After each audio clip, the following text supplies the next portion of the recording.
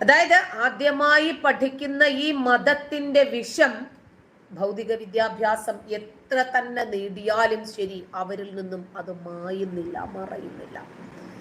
അവർക്ക് അഭ്യസ്ത വിദ്യരാണെങ്കിൽ പോലും ഭൗതിക വിദ്യാഭ്യാസത്തിൽ അവർക്ക് വളരാൻ സാധിക്കുന്നില്ല, ബൗദ്ധികമായി ഉയരാൻ കഴിയുന്നില്ല, സമൂഹവുമായി അവർക്കൊരു ബന്ധമുണ്ടാകുന്നില്ല. കാരണം ഇസ്ലാം പഠിപ്പിക്കുന്നത്, ഖുർആൻ പഠിപ്പിക്കുന്നത്, ഹദീസുകൾ പഠിപ്പിക്കുന്നത് അങ്ങനെയാണ്.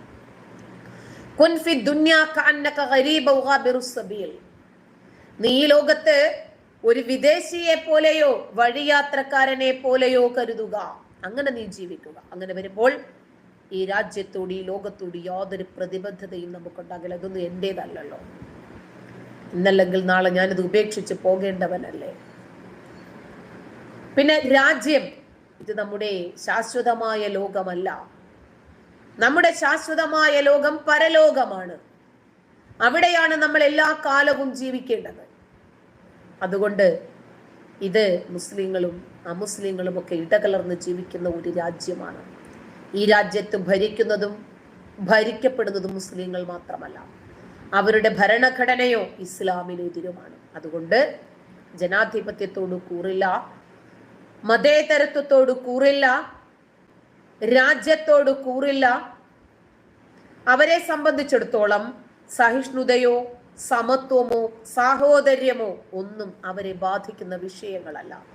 ഉള്ളത് കുറെ ഇസ്ലാം മതസ്നേഹം, പിന്നെ ആ ചെറിയ പ്രായത്തിൽ ലഭിച്ചിരിക്കുന്ന മതഭ്രാന്തും മാത്രമാണ്. അത് വളർന്നാണ് എപ്പോൾ വേണമെങ്കിലും അള്ളാഹുവിന് വേണ്ടി എന്തും ചെയ്യാൻ സന്നദ്ധനായ, ഇരുമ്പ് നിക്കറിട്ട് പൊട്ടിത്തെറിക്കാൻ പോലും സന്നദ്ധനായ ഒരു തീവ്രവാദിയായി മാറുന്നു. അങ്ങനെയുള്ള ആളുകളെ പണം കൊടുത്ത് തീവ്രവാദത്തിലേക്ക് കൊണ്ടുവരാൻ വല്ല പ്രയാസവുമുണ്ടോ?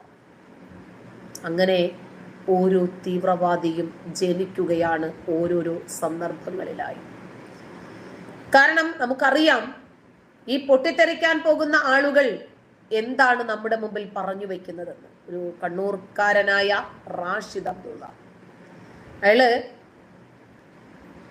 സിറിയയിലേക്ക് പോയി ഒരുപാട് ആളുകളെ ഇവിടെ നിന്ന് സിറിയയിലേക്ക് കൊണ്ടുപോകുകയും ചെയ്തു. റാഷിദ് അബ്ദുള്ള അയാള് സിറിയയിൽ ചെന്നിട്ട് ഇവിടെ കേരളത്തിലെ യുവാക്കൾക്ക് വേണ്ടി മലയാളത്തിൽ ഒരുപാട് ഓഡിയോകൾ അയച്ചു. 30 മിനിറ്റ്, 25 മിനിറ്റ്, 17 മിനിറ്റ്, 18 മിനിറ്റ് ഒക്കെയുള്ള ഒരുപാട് ഓഡിയോകൾ അയാൾ അയച്ചു. അതിലൊരു ഓഡിയോ ലീക്കായി, ഇവരുടെ തന്നെ ഗ്രൂപ്പുകളിൽ നിന്നോ മറ്റോ ലീക്കായി. അതിനകത്ത് ഇയാൾ പറയുന്നത്, നമുക്ക് ഈ ലോകത്ത് ഒരുപാട് ദൗത്യങ്ങളുണ്ട്. അമുസ്ലിങ്ങളുടെ പൊങ്കാലയിലോ കുംഭമേളകളിലോ ഒക്കെ നിങ്ങൾ ചെന്ന് കയറുക. ഒരു അമുസ്ലിമിനെയെങ്കിലും ഇല്ലാതാക്കാൻ സാധിച്ചാൽ അതാണ് നമ്മുടെ ജിഹാദ്. ഹിന്ദുക്കളും ക്രിസ്ത്യാനികളും ഒക്കെ പോകുന്ന ട്രെയിന് എങ്ങനെയെങ്കിലും നിങ്ങൾ അത് ഫ്ലോപ്പാക്കുക. ട്രെയിൻ ചരിക്കേ, മറിച്ചിട്, ഒരു പിസ്റ്റളോ അതല്ലെങ്കിൽ എന്തെങ്കിലുമൊക്കെ ആയുധമൊക്കെ ശേഖരിക്കുക. എന്നിട്ട് അങ്ങനെ അമുസ്ലിങ്ങളെ, കുഫാറുകളെ ഒക്കെ ഇല്ലാതാക്കുക എന്നൊക്കെ പറയുന്ന ഒരു ഓഡിയോ കുറച്ചു കഴിഞ്ഞപ്പോൾ കേൾക്കുന്നു അവനങ്ങ് പൊട്ടിത്തെറിച്ചു.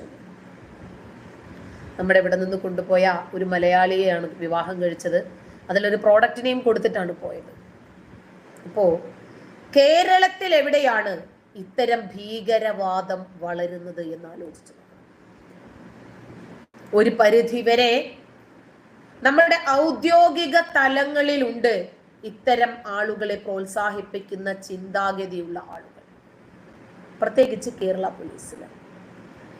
ഇപ്പോ ജയിലിലെ ഹിന്ദു വിശ്വാസികളായ തടവുകാരെ ക്രൂരമായി മർദ്ദിക്കുകയും മുസ്ലിം തടവുകാർക്ക് പ്രത്യേക പരിഗണന നൽകുകയും ചെയ്ത് പുറത്തുള്ള ഇസ്ലാമിക ഭീകര സംഘടനകളുമായി ബന്ധിപ്പിക്കുന്നത് കേരള പോലീസിലെ തന്നെ പോലീസുകാരാണ് എന്ന അനുഭവസ്ഥരായ ആളുകൾ സോഷ്യൽ മീഡിയയിലൂടെ നമ്മളോട് പറഞ്ഞു വെക്കുന്നു. ജയിലുകളില് മുസ്ലിം തടവുകാർക്ക് മയക്കുമരുന്നടക്കം എത്തിച്ചു നൽകുന്നുണ്ടത്രേ. എല്ലാ ജയിലുകളിലുമല്ല, അനുഭവസ്ഥരായ ആളുകൾ തുറന്നു പറയുന്നു. ജയിലുകൾ കേന്ദ്രീകരിച്ച് ഇസ്ലാമിക തീവ്രവാദവും തീവ്രവാദികളെയും വളർത്തുന്നതും ചില പോലീസ് ഉദ്യോഗസ്ഥരാണ് എന്നാണ് പുറത്തുവരുന്ന വിവരങ്ങൾ. ഇവിടെ കോയമ്പത്തൂരില് ദീപാവലി ദിനത്തിൽ, കഴിഞ്ഞ ദീപാവലി ദിനത്തിൽ പൊട്ടിത്തെറിച്ച 22 വയസ്സുകാരനായ ജമീഷ മുബിൻ എന്ന യുവാവ് കേരളത്തിലെ പല ജയിലുകളും സന്ദർശിച്ചിട്ടുണ്ട്. പല ഭീകരരെയും അടുത്തറിയുകയും സംസാരിക്കുകയും ഒക്കെ ചെയ്തിട്ടുണ്ട്. കാരണം താൻ പൊട്ടിത്തെറിക്കാൻ പോകുന്നു. അതിന് മുന്നോടിയായി നമ്മളൊരു മിഷൻ എടുക്കുമ്പോൾ അത് സക്സസ് ആകണമല്ലോ. അതിന് വേണ്ടുന്ന ഹോംവർക്കുകൾ ചെയ്യുന്നതിന് വേണ്ടിയാണ് കേരളത്തിലെ വിവിധ ജയിലുകൾ കക്ഷി സന്ദർശിക്കുന്നത്. ഒരു ബധിരയും മൂകയുമായ പെൺകുട്ടിയെ വിവാഹം കഴിച്ചു. ഈ കമ്പ്യൂട്ടർ എഞ്ചിനീയറിംഗ് പഠിച്ച ഈ യുവാവ് റൂമിൽ നിന്നിറങ്ങാതെ അതിനകത്തിരുന്ന് സ്ഫോടക വസ്തുക്കൾ ഉണ്ടാക്കുകയായിരുന്നെന്നും ഈ സ്ഫോടക വസ്തുക്കൾ ഇവനും ഇവന്റെ 5 സുഹൃത്തുക്കളും ചേർന്നാണ് ഒരു കാറിനകത്ത് നിറയ്ക്കുന്നതും. അങ്ങനെ സംഘമേശ്വര ക്ഷേത്രത്തിലേക്ക് ഓടിച്ച് കയറ്റാനായിരുന്നു പ്ലാൻ. അതിനു മുമ്പ് തന്നെ ഒരു ബോംബിന്റെ മുകളിൽ അവനിരുന്നപ്പോൾ പൊട്ടിത്തെറിച്ചു പോയി. അപ്പോൾ അവൻ കേരളത്തിലെ ജയിലുകൾ സന്ദർശിച്ചിട്ടുണ്ട് എന്ന് പറയുമ്പോൾ ആലോചിച്ച് നോക്കണം. നമ്മുടെ നാട്ടിൽ അവൻ എന്തിനു വരുന്നു, ആരെ കാണാൻ വരുന്നു, ഇവനും അവനും തമ്മിലുള്ള ബന്ധം എന്താണ്? അപ്പൊ പോലീസുകാർ ഇവരെ സഹായിക്കുവാണ്. ഈ വിഷയത്തിൽ ഉടനെ തന്നെ നിയമ നടപടി ആവശ്യപ്പെട്ട് അന്താരാഷ്ട്ര ഹിന്ദു പരിഷത്ത് സംഘടനാ സെക്രട്ടറി, സംസ്ഥാന സെക്രട്ടറിയാണ് ശ്രീ ഹരി പാലോട്, കേരള DGPക്ക് പരാതി നൽകിയിട്ടുണ്ട്. കാരണം പോലീസ് സ്റ്റേഷന്റെ അകത്ത് എങ്ങനെയാണ് മുസ്ലിങ്ങൾക്ക് മാത്രമായി വേണ്ടുന്ന എല്ലാ തരത്തിലുള്ള സൗകര്യങ്ങളും എത്തുന്നത്? അത് വൈറലായതിനെ തുടർന്നിട്ടാണ് അങ്ങനെ. ജിഹാദി ഭീകരതയ്ക്ക് കൂട്ടുനിൽക്കുന്ന ഇത്തരം ആളുകളിൽ നിന്ന് എങ്ങനെയാണ് നമ്മുടെ രാജ്യം സുരക്ഷിതമാകുന്നത്? കള്ളൻ കപ്പലിൽ തന്നെ എന്ന് പറയുന്നത് പോലെ ഈ കള്ളന്മാരെ തന്നെ ഈ രാജ്യത്തിന്റെ സുരക്ഷ ഏൽപ്പിക്കുമ്പോൾ നമുക്ക് എവിടെ നിന്നാണ് നീതി ലഭിക്കുന്നത്? ഐസിസ് ഭീകരരുടെ ക്യാമ്പുകളാൽ കേരളം തകർക്കപ്പെടുന്നതും ഒരു പക്ഷേ ഇവര് മൂലം തന്നെയായിരിക്കും. അതായത് ഒരു യുദ്ധം ചെയ്യണമെന്നല്ല, നമ്മുടെ നിലനിൽപ്പിനെ ബാധിക്കുന്ന തരത്തിൽ, നമ്മുടെ രാജ്യത്തിന്റെ സുസ്ഥിരതയെ ബാധിക്കുന്ന രൂപത്തിൽ ഇവരിറങ്ങിത്തിരിക്കുമ്പോൾ നമ്മൾ ഒരുങ്ങിയിരിക്കേണ്ടി വരും, നമ്മൾ കരുതിയിരിക്കേണ്ടി വരും. നമ്മുടെ കഴുത്തിൽ കത്തിവെക്കുന്നത് ഈ ജയിലിൽ കിടക്കുന്ന ഭീകരന്മാരാണോ, അതോ ഇവരുടെ സഹായത്തോടെ പോലീസ് തന്നെ ആയിരിക്കുമോ എന്ന് കരുതണം. കേസിൽ കുടുക്കിയാലും മതിയല്ലോ, നമ്മളെ ഒന്ന് ജയിലിനകത്ത് കിട്ടിയാൽ പോരെ. ഇസ്ലാമിനെതിരെ ശബ്ദിക്കുന്നവർക്കെതിരെ വലിയ ഒരു വിഭാഗം ആളുകൾ ഉണ്ടാകും. ഈ ജിഹാദി ഭീകരതയെ പ്രോത്സാഹിപ്പിക്കുന്ന ആളുകൾ മനസ്സിലാക്കണം, പണ്ടത്തെ പോലെയല്ല. ഇപ്പോൾ ഇവരെ പ്രതിരോധിക്കാൻ വലിയ ഒരു സന്നദ്ധ വിഭാഗം രാജ്യസ്നേഹികൾ തയ്യാറെടുത്തു കഴിഞ്ഞു. അതിന് എന്ത് വില കൊടുക്കേണ്ടി വന്നാലും ശരി, കേരളത്തിൽ നിന്ന് ഭീകരവാദത്തെയും ഭീകരരെയും ഇല്ലാതാക്കാനും അവരിൽ നിന്നും കേരളത്തിന്റെ മതേതരത്വത്തെ സംരക്ഷിക്കാനും ഒരു വിഭാഗം ആളുകൾ ഉണർന്ന് പ്രവർത്തിക്കുന്നുണ്ട്. അതായത് 1921 ഒന്നുകൂടി കേരളത്തിൽ ആവർത്തിക്കാമെന്ന് നിങ്ങൾ കരുതണ്ടാന്ന്.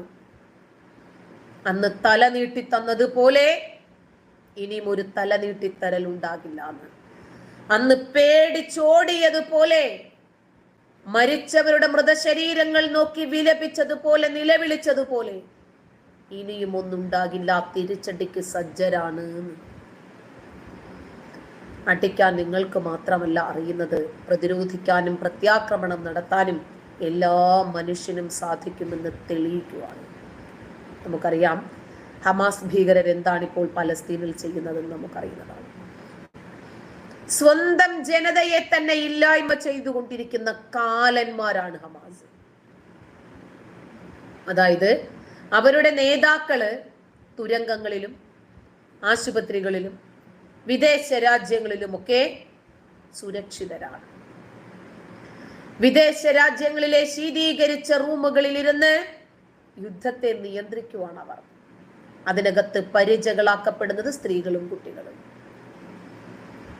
ജനങ്ങളെ, സ്ത്രീകളെ, കുട്ടികളെയൊക്കെ കവചമായി യുദ്ധം ചെയ്യുന്നതിനേക്കാൾ നല്ലത് അവരിറങ്ങി യുദ്ധം ചെയ്തൂടെ?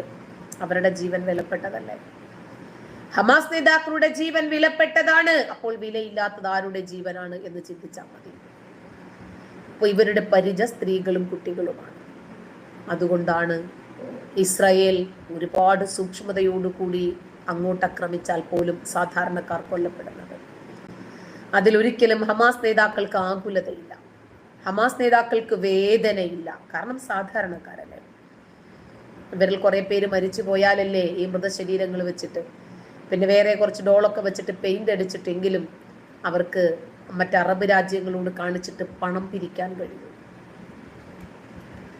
അവരുടെ ആവശ്യം തന്നെ ജീവിത ത്യാഗമാണ് എന്ന് തള്ളിമറിക്കുമ്പോൾ ഈ ത്യാഗം ഹമാസ് നേതാക്കൾക്ക് വേണ്ടേ എന്നൊരു ചോദ്യം ഇവിടെ ഉണ്ട്. ഗാസയിലെ സാധാരണ ജനത മാത്രം ത്യാഗം ചെയ്താൽ മതിയോ? എന്തേ ഹമാസ് നേതാക്കൾ ഇറങ്ങി ത്യാഗം ചെയ്യാൻ തയ്യാറാകാത്തത്? അവര് പറയുന്നത് ദി നെസസറി സാക്രിഫൈസ്. അവരുടെ ജീവിതം ത്യാഗം ചെയ്യൽ ഒരു ആവശ്യകതയാണ് അവരുടെ. ജൂതന്മാര് ലോക ജനസംഖ്യയിൽ വളരെ ചെറിയ ഒരു ശതമാനം മാത്രമേ ഉള്ളൂ. ആ ജൂതന്മാരാണെന്ന് ലോകത്തെ നിയന്ത്രിച്ചു കൊണ്ടിരിക്കുന്നത്. ആ ജൂതന്മാരെയാണ് ഇന്ന് ലോകം ഭയപ്പാടോടുകൂടി കാണുന്നത്. ആ ജൂതന്മാരുണ്ടാക്കിയ ടെക്നോളജിയാണ് ലോകത്തെ വികസിപ്പിച്ചു കൊണ്ടിരിക്കുന്നത്. ആ ചെറിയ ഒരു ശതമാനം ജൂതന്മാർക്ക് ചൂണ്ടുവിരലിൽ ഈ ലോകത്തെ നിർത്താനും നിയന്ത്രിക്കാനും കഴിയുന്നു. ഇസ്ലാം എന്ന് പറയുന്നത് ലോകത്തിലെ ഏറ്റവും വലിയ രണ്ടാമത്തെ മതമായിട്ടാണ് കണക്കാക്കപ്പെടുന്നത്.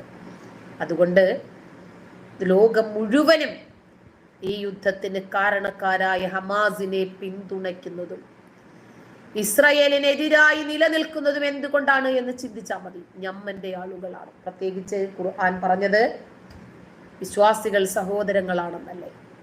അതിൽ ഇസ്രായേൽ എപ്പോഴെങ്കിലും വിലപിച്ചിട്ടുണ്ടോ? ഇസ്രായേൽ എപ്പോഴെങ്കിലും പരാതി പറഞ്ഞിട്ടുണ്ടോ? ഇസ്രായേലിന് അതിന്റെ ആവശ്യമില്ല. ഇസ്രായേലിന് ഒരു തരത്തിലും പ്രശ്നമില്ല. ആരെ അനുകൂലിച്ചാലും ആരെ പ്രതികൂലിച്ചാലും ശരി, ഇസ്രായേൽ അവരുടെ ദൗത്യവുമായി മുന്നോട്ട് പോകും. ചിലപ്പോൾ യുദ്ധം വർഷങ്ങളോളം നീണ്ടുപോകാം.